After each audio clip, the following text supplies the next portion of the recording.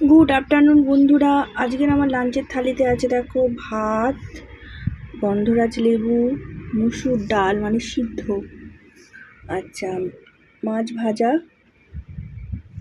আর মাছের ডিমের বড়া, ঠিক আছে, আর আছে আলু ভাতে। একদম সিম্পল, গরমে কিছু খেতে ইচ্ছা করছে না, তো এই খাওয়া। তো চলো খেয়ে নিই। যে সাপোর্ট করো বন্ধুরা। ও গরমের মধ্যে আর কি খাবো বলো তো।